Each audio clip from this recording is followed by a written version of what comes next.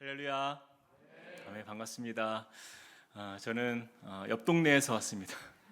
우리 신갈에 우리 함께 꿈꾸는 교회에서 온 탁병진 목사입니다. 오늘 이렇게 은혜 가득한 우리 수원 꿈꾸는 교회 함께 와서 여러분들과 함께 이렇게 예배드릴 수 있어서 너무나 기쁘고 또 하나님께 감사를 드립니다. 제가 우리 조은 목사님을 굉장히 개인적으로 존경합니다. 네, 우리 조은 목사님은요.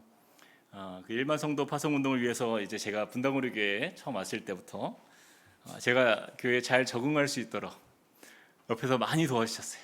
그래서 우리 목사님이 참 감사한 게 제가 많은데 특별히 우리 조은 목사님 보면서 제가 참 많이 참 저분은 어떻게 저렇게 못하는 게 없을까 그런 생각을 진짜 많이 했어요. 얼마나 막 준비가 너무 잘 된 목사님이라는 생각을 많이 하는데 교구에서도 이제 목양을 담당하면서 어른들을 어떻게 섬기고 또 새 가족을 어떻게 또 환영해야 하는지 또 훈련은 또 훈련대로 어떻게 또 섬기는지 정말 소홀함이 하나도 없는 거예요. 그래서 게다가 더 놀라운 거는 그러면 좀 아이들에 대해서는 좀 뭐 몰라야 될 거 아니에요? 또 파이디온 또 선교에서 어린이 교육 쪽으로 또 엄청나게 훈련을 많이 받으셨더라고요. 그래서 다음 세대 자녀들에 대해서도 너무나 이해도 많으시고 또 다음 세대에 대한 공감도 참 많으신 정말 소홀함이 없구나 그런 생각을 참 많이 했습니다. 그래서 제가 개인적으로 이 조은 목사님 보면서 참 은혜가 되는 것은 뭐 이런 외적인 조건도 있지만 그러나 한 가지 더 다른 것은 뭐였냐면 그 진정성이었어요. 우리 이찬수 목사님께서 가르쳐 주신 그 목양에 대한 그 정말 그 진정성과 진지함과 또 우리 성도들을 향한 그 열정을 제가 가까이서 이렇게 많이 보면서 정말 도전이 많이 되었습니다. 저희가 섬기던 섬기는 우리 기흥 구역이 사실은 조은 목사님이 전에 담당한 교구였어요. 그러니 그런 분이 섬기는 곳에 제가 갔으니 얼마나 힘들겠어요. 그래서 정말 우리 조은 목사님께서 많은 또 목양의 토양을 잘 다져주셔가지고 제가 너무나 편하게 사역하고 있습니다. 제가 오늘 이렇게 수원 꿈꾸는 교회 오늘 3번째 왔습니다. 모르셨죠? 제가 몰래 와봤습니다. 올 때마다 우리 성도님들께서 얼마나 저를 따뜻하게 환영해 주시고 또 분위기가 너무 좋은 거예요. 제가 지난번에 설립감사 예배 때 이제 왔었는데 우리 권사님 지사님들이 밖에서 저를 어떻게 하시고 너무 막 이렇게 따뜻하게 막 환영해 주시고 밝게 막 웃으면서 막 제가 등록할 뻔했어요. 너무나 참 은혜를 많이 받았습니다. 그러면서 정말 이렇게 좋은 교회에 저 같은 부족한 종을 불러주신 것 너무나 감사드리고 또 정말 마음에 기쁨이 가득합니다. 우리 그런 의미에서 옆 사람에게 이렇게 한번 인사할까요? 당신은 행복한 사람입니다. 우리 같이 한번 인사해 봅시다. 네, 당신은 행복한 사람입니다. 네. 한 번 더 우리 이번에는 앞뒤로 한번 인사해 볼게요. 당신은 하나님의 기쁨입니다. 우리 같이 한번 인사해.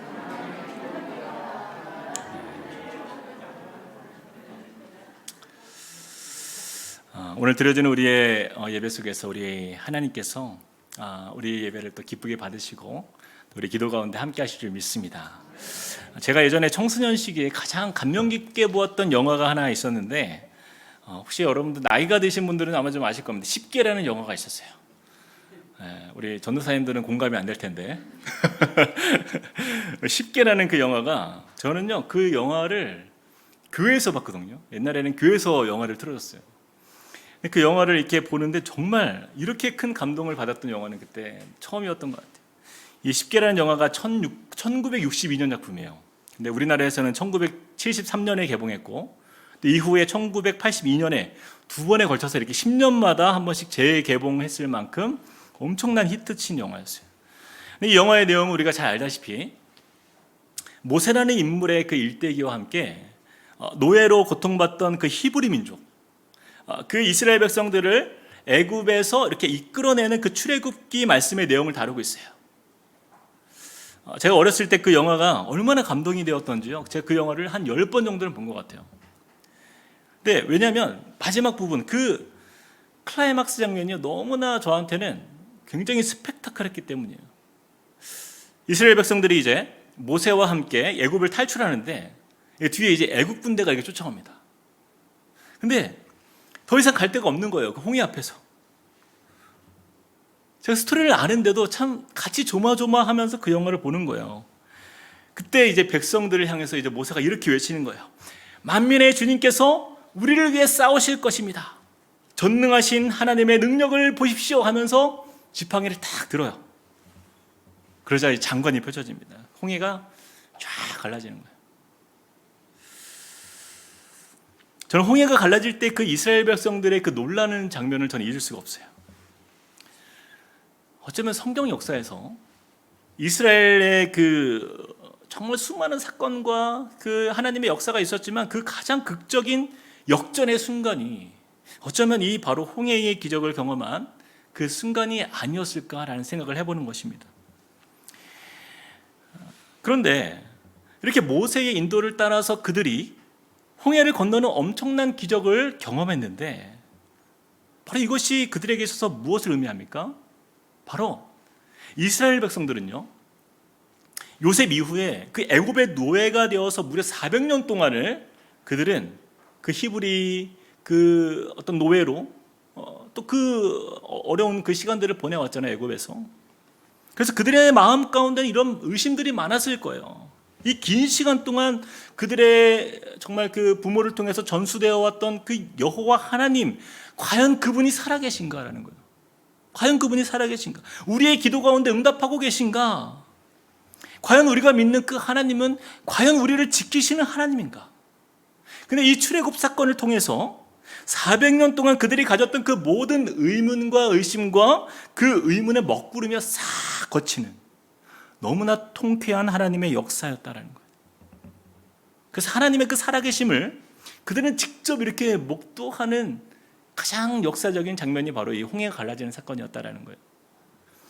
그래서 모세와 이스라엘 자손들은요, 이 홍해를 건넌 이후에 여호와께 감사의 찬송을 부르면서 노래하고 기쁨의 축제를 벌이는 것을 우리가 말씀을 통해서 볼 수 있습니다. 자, 사랑하는 성도 여러분, 근데 문제는요, 지금부터 시작이 되는 거예요. 우리가 상식적으로 볼 때, 자, 애굽에서부터 극적으로 구원받은 그 이스라엘 백성들, 그 홍해의 기적을 체험한 그들의 앞날은요, 이제 적어도 이제는 그 하나님이 함께 하시니까 좀 평탄해야 되잖아요. 아니, 이 정도 역사를 경험했다라고 한다면 그들의 앞날은 그야말로 꽃길만 걷는 그런 인생이 되어야 되잖아요. 그런데 이 기적도 잠시, 이 기쁨도 잠시, 출애굽한 이스라엘 자손들은요, 이제 수르 광야로 이렇게 들어가는데 그 사막의 떼양볕에서 사흘 길을 걷습니다. 제가 전에 이스라엘에 이제 또 이집트에 성지순례를 간 적이 예전에 있었어요. 그런데 제가 그 수르 광야를 제가 걸어봤거든요, 직접. 그런데요, 30분을 걷고 포기했습니다. 정말 온몸에 수분이 다 빠지는 것 같아요.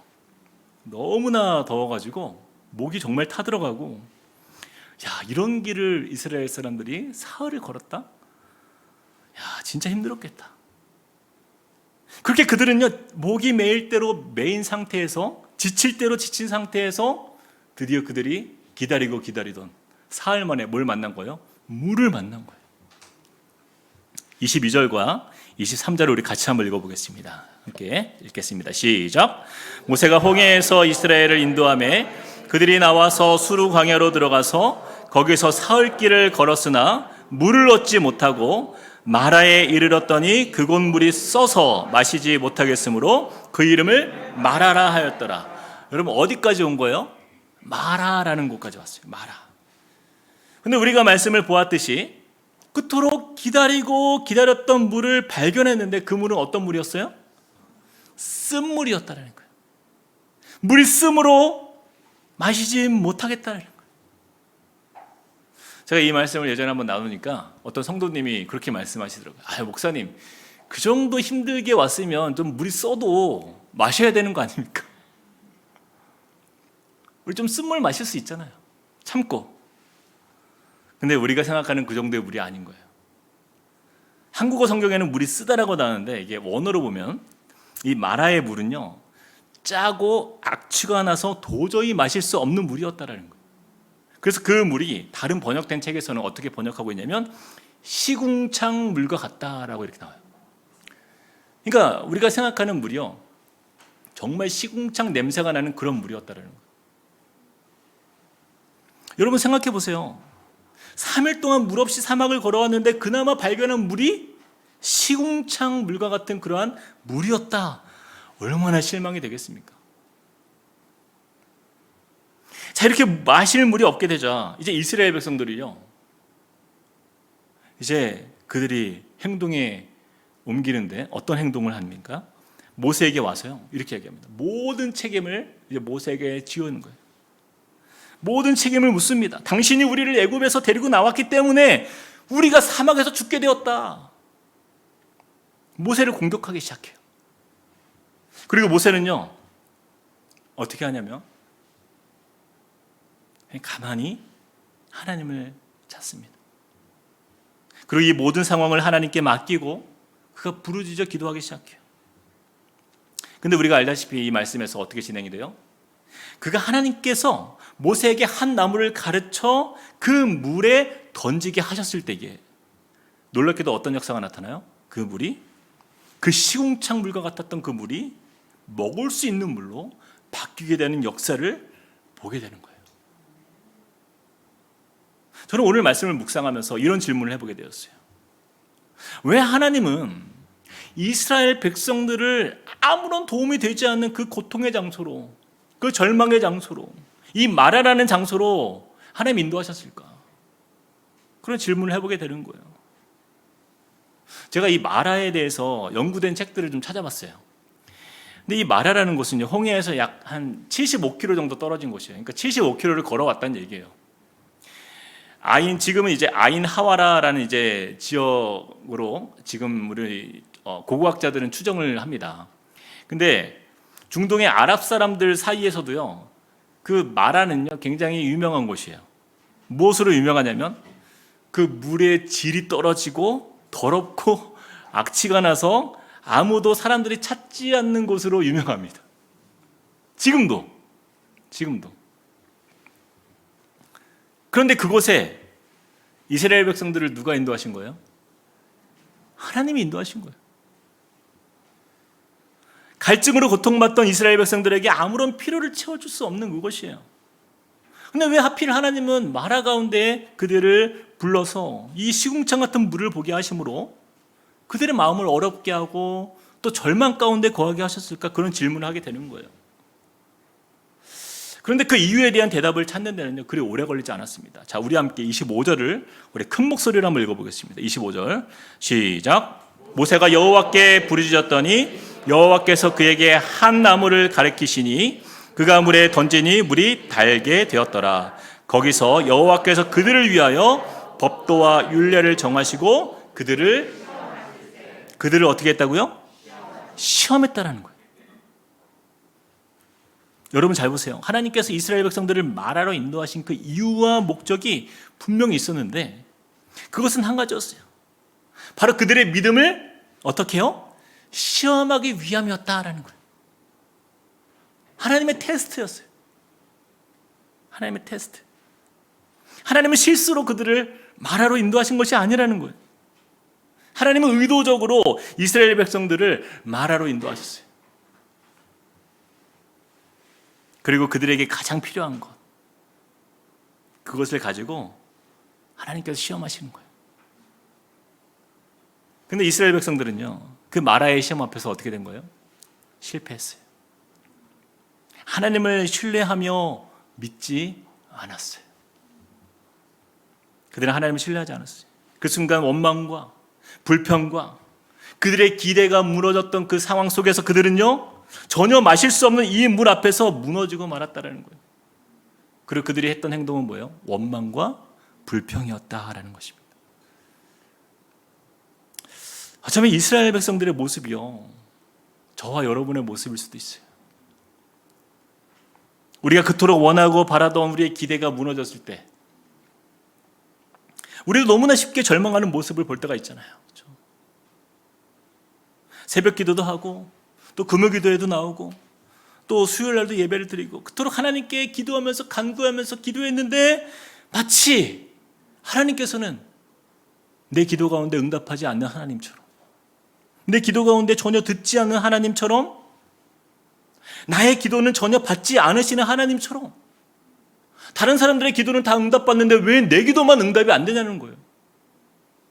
그러면서 우리의 기도를 외면하는 그 하나님을 볼 때가 우리가 있다라는 것이에요. 제가 예전에 섬겼던 한 교회 집사님은요, 얼마나 열심히 교회에서 봉사하고 예배의 자리를 정말 빠지지 않고 훈련도 얼마나 잘 받았는지 몰라요. 그런데 딸이 고3인데 공부도 잘했어요.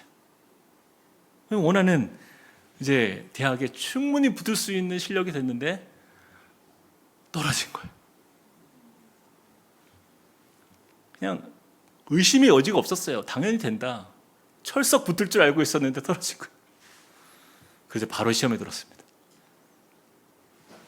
제가 한 2번, 3번 정도 찾아가서 이제 위로도 하고 막 기도도 해드리고 했는데 그렇게 서운하다라는 거. 하나님, 내가 그렇게 열심히 주를 위해 봉사하고 기도했는데 어떻게 하나님 이러실 수 있냐라는 거예요. 그 집사님의 마음이 회복되는데 한 1년 정도 걸렸던 것 같아요. 또 어떤 권사님은요, 남편의 건강을 위해서 오랫동안 기도했어요. 하나님 살려주십시오. 잘 안 됐어요. 근데 그렇게 믿음 좋았던 권사님이 교회를 떠나는 모습을 좀 본 적이 있어요. 또 어떤 집사님은 성도들 사이에서 돈 문제로 시험에 들었는데 그냥 모든 그냥 관계와 연락을 다 끊고 그렇게 그냥 교회를 떠나신 분도 계세요. 여러분, 그렇게 믿음 좋게 보이던 그분들이요, 세상의 물질과 관계의 문제, 건강의 문제, 자녀의 문제, 이런 여러 가지 이유들로 인해서 시험에 들고 이스라엘 백성들처럼 원망하고 하나님 앞에서 불평하면서 교회를 떠나는 모습을 볼 때에 정말 목회자로서 얼마나 정말 가슴이 미어지고 정말 슬펐던 기억이 있습니다. 특히 요즘에 어때요? 경제적으로 어렵고 정말 고물가 고금리의 이 시대를 살아가는 우리 성도님들의 삶에 있어서 특히 우리 사업하는 우리 남편 집사님들 정말 얼마나 힘듭니까? 정말 이런 여러 가지 우리의 기도의 응답이 이루어지지 않는 그런 상황 속에서 때로는 낙심과 좌절이 들어가는 그런 신앙에 방황하는 모습들을 볼 때가 우리가 참 많이 있는데, 그러나 여러분, 그런 가운데에서 우리는 이 말씀을 좀 기억했으면 좋겠어요. 만화와 같은 인생의 시험을 만나게 되는 바로 그때에 우리는 두 종류의 사람으로 나뉜다라는 거예요. 첫 번째는 무엇입니까? 불평하고 원망하는 사람이에요. 불평하고 원망하는 사람들이에요. 우리 24절 같이 한번 읽어보겠습니다. 24절 시작. 백성이 모세에게 원망하여 이르되 우리가 무엇을 마실까 하매. 바로 한 종류의 사람들은요, 바로 이스라엘 자손들과 같이 내 뜻과 내 바람대로 되지 않았을 때 하나님 앞에 바로 불평과 원망으로 들어가는 사람이에요.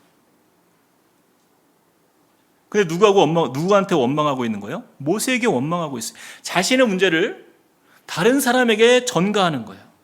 당신 때문에 내가 이렇게 됐어. 모두 당신 때문이야. 모세, 네가 우리를 인도하지 않았다면 우리가 이렇게 힘들지는 않았을 거야 하면서 모든 책임을 전가하는 거예요. 그리고 모세에게 원망했다라는 이 표현은요, 모세한테 원망한 게 아닙니다. 바로 하나님께 원망한 거예요. 하나님, 어떻게 우리에게 이러실 수가 있습니까? 라는 그 원망의 표현이에요. 바로 이런 사람들은 하나님의 그 시험 앞에서 실패하는 인생이 되는 거예요. 자, 그런데 두 번째 종류의 사람이 있어요. 자, 우리 둘째 같이 한번 읽어봅시다. 하나님께 시작. 하나님께 나아가 기도하는 사람입니다. 이것이 중요해요. 바로 모세와 같은 사람이에요. 25절에 이렇게 말씀합니다. 앞부분을 읽어볼까요? 시작. 모세가 여호와께 부르짖었더니. 모세가 여호와께 부르짖었더니 25절에 그렇게 나와요. 모세는요, 그 백성들의 원망의 소리를 듣고 그들에게 반응하지 않아요. 그가 반응한 유일한 존재는 그도 역시 하나님이었는데 그는 원망과 불평으로 하나님께 나아간 것이 아니라 하나님께 기도의 자리로 나아간 거예요. 그냥 묵묵히 하나님께 나아가 기도하는 그 사람, 하나님은요 그 사람을 통해서 어떻게 일하십니까? 여러분, 이스라엘 백성들과 모세가 있었는데 그 많은 사람들 중에서 하나님께서 응답을 주신 사람이 누구예요? 모세였어요. 모세에게 이렇게 말씀합니다. 그는요 하나님께서 모세에게 막대기를 마라에 던지라고 말씀하셔요. 그리고 그가 그렇게 행했을 때에 그 먹을 수 없었던 쓴물이 단물로 변했던 것처럼 우리의 인생에 있어서 막대기는요 하나님의 말씀이에요. 하나님의 말씀을 의지하여서 우리 인생의 마라와 같은 그 문제를 향하여서 그 말씀의 막대기를 던지는 사람, 그 사람은요 우리의 인생의 쓴물과 같은 마라와 같은 내 인생의 그 문제가 단물로 바뀌는 역사를 보게 될 줄로 믿습니다. 이것이 우리의 고백이에요. 마치 하나님께서 모세의 기도를 들어주시고 그 시궁창 물과 같이 먹을 수 없는 그 물을 단물로 고쳐주시는 그 능력을 보여주시기 위해서 하나님은요 그 자리로 그들을 인도한 거예요. 사랑하는 여러분, 우리가 기억해야 할 것은 바로 이것입니다. 우리의 믿음을 시험하시는 그 하나님을 우리 봐야 돼요. 우리의 인생의 쓴맛을 경험했을 때 그것을 대하는 우리의 태도를 하나님 보고 계세요. 하나님 우리의 인생에 끊임없이 만나게 되는 그 인생의 마라 앞에 우리가 설 때마다 그때마다 그것을 바라보는 그 태도에 하나님 우리를 주목하십니다. 저와 여러분의 인생 속에서 문제가 없는 사람은 아무도 없어요. 어쩌면 마라보다도 더 고통스럽고 정말 눈물로 밤을 지새울 만큼 마음에 정말 남에게 얘기할 수 없는 그런 외로운 마음의 심정을 가지고 그렇게 잠을 못 이루는 그런 성도님들이 계실 거예요.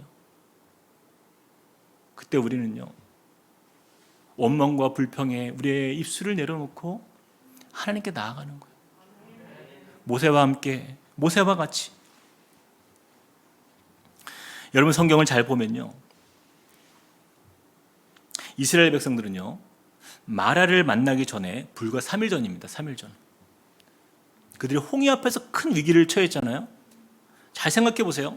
여러분 바다가요 무엇으로 이루어져 있죠? 바다는 무엇으로 이루어져 있습니까? 물입니다. 물이에요. 그때도 그 큰 물 앞에서 그 홍해 앞에서 어쩔 줄 몰라 하던 그 이스라엘 백성들을 위해서 하나님이 그 바다를 가르시고 그것을 건너게 하시는 하나님의 놀라운 기적을 그들이 경험했잖아요. 자, 마라도요 무엇이에요? 물입니다. 그런데요 그 큰 물과 비교했을 때 마라는 아주 작은 물이었어요. 그 큰 물도 가르치는 그 하나님이 내가 이 물도 내가 다스린다라는 걸 그들에게 보여줬는데 그 작은 물 앞에서 그들은 마치 세상을 다 산 것처럼 하나님을 원망하며 불평하는 그 이스라엘 백성들이 그곳에서 섰을 때의 그들의 태도는요 너무나 안타까운 거예요.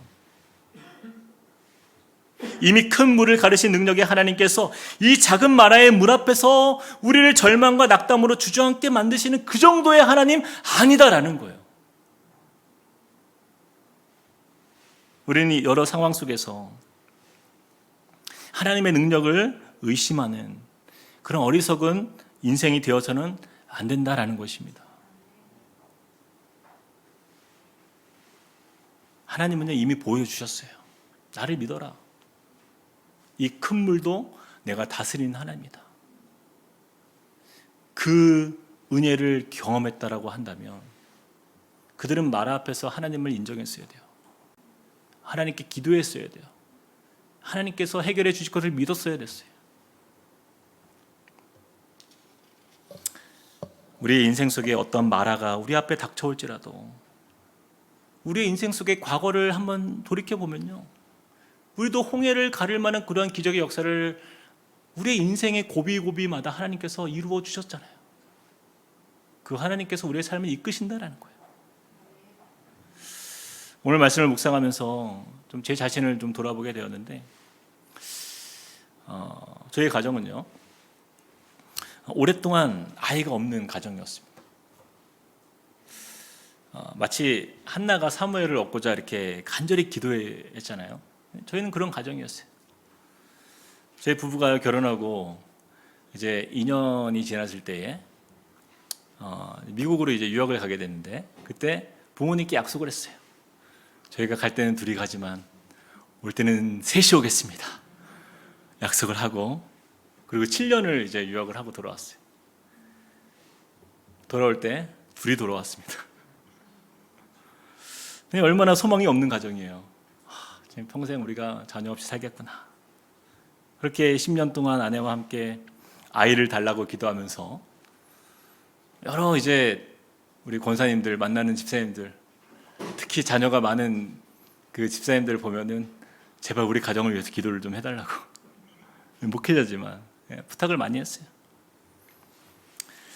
그렇게 이제 긴 시간 기도 끝에 이제 하나님께서 놀랍게도 기도의 응답에 은혜를 주셨습니다. 그래서요, 저희 가정에 소중한 아들을 주셨어요. 그 아들이 이제 이름이 요엘인데, 얼마나 정말 감사가 넘쳤는지 몰라요. 10년 만에 이 아이를 이제 갖게 됐는데, 너무너무 정말 하나님께서 저희 아버지에게 이제 그 부모님께 알리잖아요. 이제 임신이 되었으니까. 알리니까 아버지가 정말 눈물을 흘리시더라고요. 너무나 좋으니까. 근데 이제 하나를 가졌는데, 동생이 있었으면 좋겠다. 그래서 기도하기 시작했습니다. 하나님, 첫째가 너무 외로워 보입니다. 둘째도 주십시오. 그래서 이제 하나님께 간절히 기도했어요. 그리고 이제 3년 만에 하나님이 둘째를 주셨는데 쌍둥이로 주신 거예요. 그래서 딸아들 쌍둥이로 하나님이 이렇게 또 주신 거예요. 이런 찬양이 있잖아요. 나의 기도하는 것보다 더욱 이루시는 하나님. 마치 그 찬양의 가사처럼 내가 기도했던 것보다 하나님 2배로 역사하시는 거 하나님 본 거예요. 그래서 셋이 되었어요. 얼마나 감사했던지. 근데 문제가 하나 있었습니다. 저희가 이제 10년간 이제 아이가 없었다고 했잖아요. 그러니까 얼마나 많은 사람들에게 기도 부탁을 했을까요, 저희가. 근데 그분들이 우리가 아직도 아이가 없는 줄 알았나 봐요. 계속 기도를 해주시는 거예요. 목사님, 하나님, 우리 탁 목사님 가정에 아이가 없사오니 아이를 주십시오. 작년에 또 넷째를 돌이 됐어요, 넷째가. 그래서 아들, 딸 이렇게 4명이나 되었습니다. 네, 남 얘기라고 아멘이라고 지금. 네. 굉장히 행복합니다. 네. 네, 지난달에 돌이 됐는데 이제 그만 기도하셔도 되는데 아이가 없는 줄 알고, 제가 넷째 낳을 때 이찬성 목사님께서 저에게 딱 이렇게 말씀하셨어요. 병원비를 내줬어요, 넷째라고. 이찬성 직접. 정말 제가 이찬성 목사님께 받은 은혜가 많습니다. 근데 그러면서 저에게 한마디 하시더라고요. 당 목사, 이제 사역해야지. 그래서 오늘 이 자리를 빌어서 혹시 영상으로 말씀을 듣고 계시는 우리 성도님들 중에 저희 가정 이제 더 이상 자녀를 위해서 기도하지 않아도 된다라는 것을 미리 좀 공식적으로 말씀드리고, 저 사역해야 됩니다 이제. 그렇습니다. 근데 그 정말 첫 아이를 가졌을 때 그 감격을 잊을 수가 없어요. 그런데 이게 현실이 되었잖아요, 육아가. 다들 우리 집사님들 다 키워보셔서 아시잖아요. 권사님들 다 아시잖아요. 장난이 아닌 거예요. 정말 여러분, 넷을 키운다는 것은요, 정말 씻기는 데만 1시간이 걸립니다. 나올 수가 없어요, 화장실에서 한 명씩. 저희 집에 7년 동안 기저귀가 끊이질 않고 있어요. 제가 육아의 전문가가 되었어요 이제. 근데 이제 가장 힘들 때가 언제였냐면, 쌍둥이가 이제 돌 때까지 너무너무 힘든 거예요. 밤에 잠을 잘 수가 없는 거예요. 얘 둘이, 한 명은 너무 예민하고 한 명은 또 깨면 같이 깨고 여기 막 먹이고 있는데 얘는 옆에서 막 토하고 있고 막 어떻게 할 수가 없는 거예요. 이거는 정말 사람의 힘으로는 불가항력적인 그런 일들을 막 경험했었던 그런 기억이 있는데, 그러니까 우리 아내랑 저는 너무 예민한 거예요. 그러니까 은혜고 뭐고 그냥 생존이에요, 생존. 하루하루가 생존이고, 뭐 서로 예민해가지고 막 작은 말에도 막 서로 화가 나고 막. 그래도 교회 가서는 싸우면 안 되잖아요. 이렇게 다 은혜롭게 또 이제 말씀 나누고 이렇게. 그럼 저쪽에서 막 이렇게 쳐다보고 있어요. 다 이렇게 쳐다보고 있어요. 당신이나 잘하시오. 그러면서. 근데 이제 그때 너무 힘들어가지고 제가 집에 들어갈 때 퇴근하고 교회 사역하고 퇴근하고 집에 들어갈 때는 현관문을 잡고요 못 들어가요. 제가 한 30초 정도를 숨을 고릅니다. 이렇게. 그리고 문을 열고 들어가요. 지금은 이제 시간이 지나고 아이들이 조금씩 커가니까 전혀 어렵지는 않은데 그때는 그랬어요. 그러면서 제가 제 마음에 하나님의 그 주신 그 은혜가 고갈되고 잊혀지고 제 입에서 원망이 나오고 불평이 나오고 제 자신의 그런 모습을 제가 참 많이 봤어요. 그때는 왜 이렇게 제가 예민했는지 정말 아내하고 정말 자주 싸웠던 것 같아요. 그때는. 근데 그 시간들이 이렇게 흘러서 지금의 이 상황들을 이렇게 돌이켜 보니까요, 야, 그게 어쩌면 하나님께서 저에게 주신 테스트였더라고요. 그래, 네가 하나님의 살아계심을 봤잖아요. 제가 그 아이가 없는 가정에 하나님 아이를 주셨으니까 얼마나 이건 기적이에요. 그런데 그 아이를 두고 하나님을 보는 것이 아니라 이 땅에서의 여러 가지 힘들고 정말 상황적인 그러한 모습들만 제 눈에 들어오니까 감사가 내 입에서 나오지 않고, 어느 날 한 목사님이 저한테 그렇게 말씀하더라고요. 제가 일을 하고 있는데, 목사님, 요즘에 목사님 얼굴에 웃음이 사라진 거 아십니까? 그러더라고요. 제가 이렇게 잘 웃는 사람인데 그때는 그랬던 것 같아요. 항상 다크서클 이렇게 내려와 있고. 근데 하나님은요, 우리의 인생에 좋은 것을 주시지만 그런 때로는 그것으로 인하여 우리를 테스트할 때가 있다는 거예요. 하나님께서는요, 우리를 마라로 인도하실 때에는요, 하나님의 능력이 없어서가 아니에요. 하나님의 팔이 짧아서가 아니에요. 하나님께서 우리를 통하여서 주님의 일을 이루시기 위함입니다. 우리 같이 한번 이사야서 50장 2절 말씀을 같이 한번 읽어봅시다. 우리 이 말씀을 좀 마음에 새겼으면 좋겠는데 같이 한번 읽겠습니다. 시작. 내 손이 어찌 짧아 구속하지 못하겠느냐, 내게 어찌 건질 능력이 없겠느냐. 보라, 내가 꾸짖어 바다를 마르게 하며 강들을 사막이 되게 하며 물이 없어졌으므로 그 물고기들이 악취를 내며 갈아여 죽으리라. 하나님, 우리가 마라 앞에 섰을 때에 하나님을 신뢰하라 말씀하세요. 낙심하지 말라고 말씀하세요. 그 상황만 보지 말라고 말씀하세요. 우리 육신의 눈으로 보이지는 않지만 영안을 열어서 그 가운데 우리를 살게 하시는 그 하나님을 보게 하시는 거예요. 그 어떤 순간에도 좌절하지 않고 쓴물을 변화해서 단물로 변화시키는 그 능력의 하나님, 그 능력의 주님을 붙들라 말씀하고 계시는 거예요. 그래서 하나님은 우리에게 이렇게 말씀하십니다. 26절도 같이 한번 읽어볼까요? 26절 시작. 이르시되 너희가 너희 하나님 나 여호와의 말을 들어 순종하고 내가 보기에 의를 행하며 내 계명에 귀를 기울이며 내 모든 규례를 지키면 내가 애굽 사람에게 내린 모든 질병 중 하나도 너희에게 내리지 아니하리니 나는 너희를 치료하는 여호와임이라. 나는 너희를 치료하는 여호와임이라. 하나님이 이것을 알려주기 위함이에요. 이것이 우리를 치료하시는 여호와 라파, 우리의 인생 속에서 문제에 당면했을 때 그 문제를 해결하시는 분이 누구다? 하나님이다라는 것을 우리에게 교훈해 주시고 알려주시기 위함이었다라는 거예요. 여러분, 지금 상황이요, 어렵습니다. 정말 어렵습니다. 제가 뉴스를 볼 때마다 정말 최근에는 그 어려운 상황 속에서 막 비도 많이 왔잖아요. 그렇죠? 우리 사역자 사무실에 비 새가지고, 그렇죠? 저희도 본당에 이렇게 비가 좀 이렇게 새기도 하고 그랬었는데, 여러분 정말 이 코로나 상황 속에서도 그렇고 이 경제 위기 뭐 말할 것도 없죠. 물가는 급등하고 금리는 하늘 높은 줄 모르고 치솟는 이 세상을 우리가 직면하면서 마치 먹지 못하는 마라 앞에서 좌절하는 그런 시대에 우리가 살고 있다는 거예요.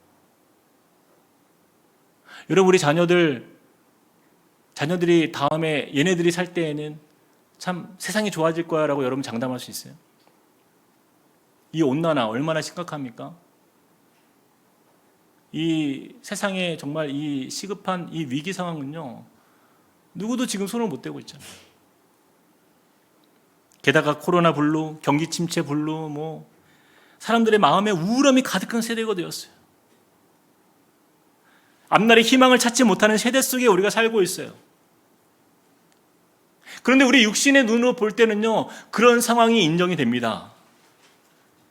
상황 자체는요, 낙심될 것밖에 보이지가 않아요. 그러나 여호와 하나님을 신뢰하는 우리는요, 이것을 믿어야 돼요. 나는 너희를 치료하는 여호와라. 우리 하나님은요, 우리를 끝까지 하나님을 신뢰하라고 말씀하세요. 절망의 순간이 올지라도, 내가 물이 없어서 3일 길을 걸었지만 이 쓴문 앞에서 난 이제 죽는구나 하는 그 마지막 상황에 처할지라도 끝까지 하나님을 신뢰하라는 거예요. 그것이 바로 믿음의 테스트예요. 그렇게 주님을 신뢰하는 가운데 하나님이 우리를 어떻게 인도하십니까? 여러분, 물이 단물로 바뀌는 것, 그것으로 끝나는 게 아니에요. 자, 중요한 말씀이에요. 27절 같이 한번 읽겠습니다. 27절 시작. 그들이 엘림에 이르니 거기에 물샘 열들과 종려나무 70그루가 있는지라. 거기서 그들이 그 물 곁에 장막을 지니라. 여러분, 하나님은요, 무엇을 예비하셨어요? 엘림을 예비하셨어요. 거기에는요, 물샘이 있고요. 물샘이 한두 개가 아니라 몇 개가 있어요? 12이나 있는 거예요. 종려나무가 몇 그루가 있어요? 70그루가 있어서 그 그늘 밑에서 쉴 수 있는 바로 그곳. 하나님은 이 엘림을 그들에게 예비하신 거예요. 풍요로운 물과 쉼과 회복의 자리가 있는 그 엘림. 이것이 바로 하나님의 본심입니다. 우리를 인도하시는 그 목적지가요, 마라가 아니라, 마라는 지나가는 곳이고 우리의 최종 목적지는 엘림이다라는 거예요. 하나님의 엘림에서 그들을 쉬게 하실 준비를 다 해놓고 기다리고 계시다라는 거예요.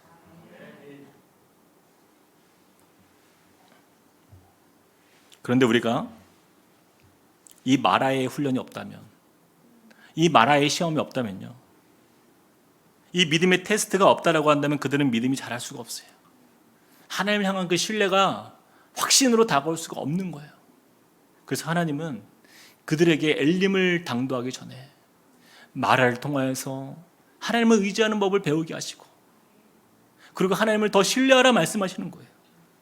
사랑하는 여러분, 이스라엘 백성들을 향한 그 하나님의 믿음의 훈련이 시작되었던 것처럼 저와 여러분의 인생에 하나님은요, 이 믿음의 훈련을 계속해서 우리를 이끄실 것입니다.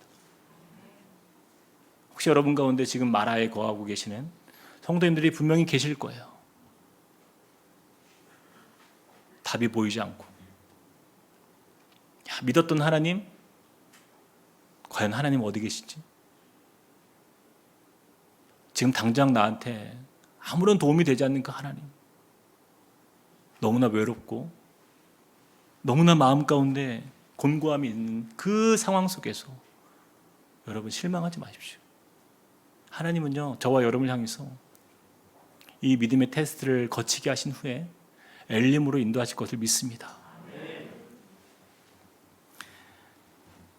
자, 여러분 보세요. 이스라엘 백성들이 엘림에 이르렀을 때 그들이 어떤 마음이 들었을까요? 얼마나 부끄러웠을까? 저는 그런 생각 해봐요. 얼마나 부끄러웠을까? 하나님께서 이렇게 좋은 것을 예비하셨는데 그것을 모르고 이렇게 원망했다니, 내가 이렇게 불평했다니, 하나님 정말 주님 앞에 너무 죄송합니다. 낯을 들 수가 없습니다. 어쩌면 그것이 이스라엘 백성들의 모습이었을 거예요. 저는요, 저와 여러분이 정말 지혜로운 주님의 사람이라고 한다면 우리는 절대로 하나님 앞에서 후회하는 삶을 살았으면 안 돼요. 하나님 이럴 줄 알았다면 내가 원망하지 말걸, 이럴 줄 알았으면 하나님 내가 불평하지 않았을걸. 그런 모습으로 부끄럽게 주님을 만나기보다 하나님 이러실 줄 알았어요, 하나님 내 인생에 주님이 이렇게 인도하실 줄 알았어요. 저는 그걸 믿었습니다. 하나님께서 저의 인생 가운데 우리 가정을 하나님이 그렇게 세워가실 줄 저는 믿었습니다. 여러분 그것이 진짜 믿음의 사람 아닙니까? 저와 여러분을 또 우리 수원 꿈꾸는 교회를 엘림까지 인도하실 하나님 여러분 기대하십시오. 하나님을 신뢰하면서 우리 인생의 마라와 같은 고난의 실망의 순간이 다가올지라도 우리가 원망하지 아니하고 믿음으로 시험을 이겨내는 복된 하나님의 백성 되기를 주님의 이름으로 축복드립니다. 우리 시간에 같이 한번 찬양했으면 좋겠습니다. 우리 가사의 고백을 생각하면서 우리 내게 허락하신